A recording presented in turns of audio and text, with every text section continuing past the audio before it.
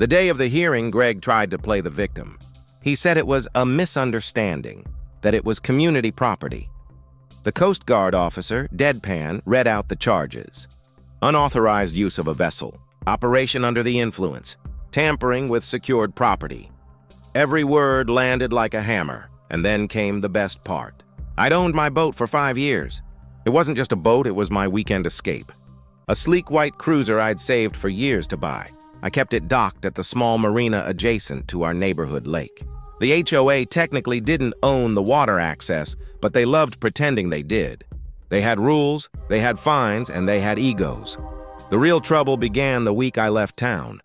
A close friend was getting married across the country, and I'd be gone for nearly 10 days. Before I left, I made sure my boat was locked, fueled down, and secure. The marina gate had a keypad, my boat had a lock, and everything seemed fine. I even told my neighbor Mike to keep an eye on things. On the third night of my trip, my phone buzzed at 2:13 a.m. It was a text from Mike. "Bro, is that your boat?" Attached was a blurry photo, but I recognized it instantly. My boat, with people on it.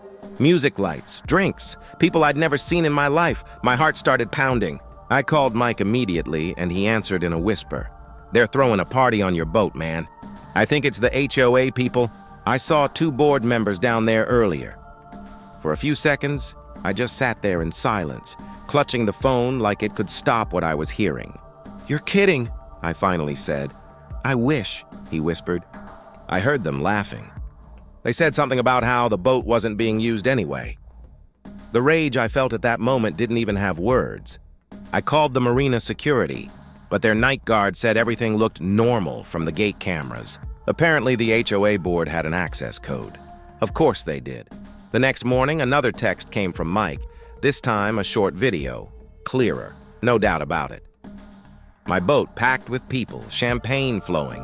One of them, wearing a polo shirt and a smug grin, was the HOA president himself. I spent the rest of that trip seething. When I got back home, the first thing I did wasn't unpack my bags. I drove straight to the marina. And what I saw there made everything worse. There were beer cans on the deck, scuff marks along the railing, a dent in the side hull. Someone had dragged a cooler across the polished fiberglass. And worst of all, my keys were sitting inside the cabin. The lock I'd put on the hatch had been replaced. I stormed into the next HOA meeting like a man possessed. The board sat in their little semicircle, sipping their coffee like it was just another day. I slammed the photo down on the table. Who the hell was on my boat? The president, a man named Greg, who loved the sound of his own voice, didn't even flinch. "Relax," he said, like I was some hysterical neighbor overreacting about a mailbox. "We just borrowed it for a night. Nobody got hurt." "Borrowed?" My voice cracked through the room. "You broke into private property." Another board member, some woman who always backed Greg up, crossed her arms. "Technically," she said slowly, "the marina is shared HOA property. You can't just claim exclusive rights to something that sits on common land." My blood boiled. "It's not your boat. It's mine. And it wasn't borrowing. It was trespassing and theft." Greg gave me that patronizing little smile that made me want to knock his coffee over. "Oh, come on. Don't be dramatic." That's when I knew this wasn't going to be fixed with a polite conversation. I went to the police, but the officer at the desk looked almost apologetic. "Do you have proof of forced entry?" "Well," I said, "they replaced my lock." "Do you have the old lock? Video of them breaking in?" "Of course I didn't. They had the access code. They walked in like they owned the place. Technically, it was a gray area. Legally, the marina was managed under a joint use agreement between the HOA and the property owners. My slip was private, but the dock was not. And Greg had been on the board long enough to know exactly how to exploit that gray line. Days turned into weeks. I got nothing but smug replies and HOA violation letters about unauthorized signage when I posted a private property do not board sign on my boat. But the turning point, the moment everything truly snapped, came 2 weeks later. Mike called me again late at night. "Man, you're not gonna believe this." He sent me another video. This time, the boat was moving. Not just docked, not just a party. They were out on the lake. The HOA board had taken my boat out on the water for another event. And that's when the Coast Guard showed up. Apparently, someone had reported a suspicious vessel with no running lights and a clearly intoxicated driver. When the Coast Guard patrol intercepted them, the HOA president, Greg, was at the wheel, red-faced, drunk, and arrogant. It's one thing to trespass.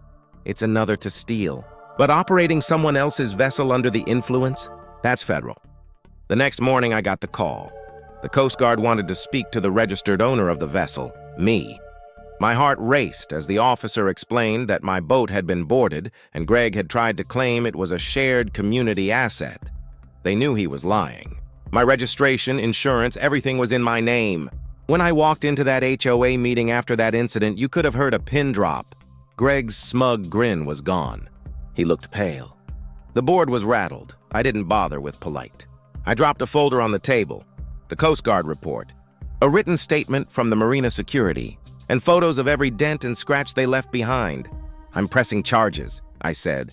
The room erupted. One board member shouted about community spirit. Another tried to blame me for not communicating my absence. Greg leaned forward. You really want to go down this road? He asked, low and threatening. I stared him down. You already did. What followed was 3 of the most intense months of my life. Legal meetings, lawyers, neighbors taking sides. Half the neighborhood hated me for bringing trouble to the community. The other half quietly supported me, slipping notes in my mailbox that said things like, "It's about time someone stood up to Greg. The HOA tried everything." They sent me violation letters, fines, legal threats, but they couldn't erase the fact that they had been caught, red-handed, operating a stolen vessel under federal jurisdiction. When the case went public, it exploded. The local news picked it up, then regional media. A story about an HOA president getting pulled over by the Coast Guard on a stolen boat? That's headline gold. Greg's arrogant empire began to crumble. The HOA's lawyer begged me to settle. They offered hush money, a few $1,000s and a confidential agreement. I refused. This wasn't about money anymore. This was about making sure no one in that neighborhood ever thought they could walk over someone like that again. The day of the hearing, Greg tried to play the victim. He said it was a misunderstanding, that it was community property. The Coast Guard officer, deadpan, read out the charges. Unauthorized use of a vessel, operation under the influence, tampering with secured property.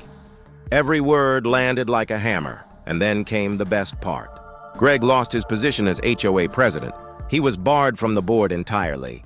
The HOA faced civil liability for damages and legal costs, and Greg himself fined thousands plus a criminal record. The marina quietly implemented new rules. No HOA board member would ever have access to anyone's boat without written, notarized permission again. Neighbors who once stayed silent began to speak up. They shared stories of Greg's petty tyrannies, fines, intimidation, threats. My case opened the floodgates. And me, I got my boat repaired, repainted, and upgraded, paid for by their settlement. But more than that, I got something bigger. I got peace. I got to stand on that dock, breathe in the night air, and know that I didn't let them get away with it.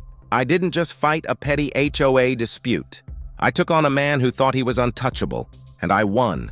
And every time I take the boat out now, every time I hear the water lap against the hull, I remember that night. I remember Greg's face when he realized the game was over. And that's the thing about people who abuse power. They're not untouchable. They're just waiting for someone to push back hard enough. That night, I became that someone, and it felt damn good. All narration remains 100% intact.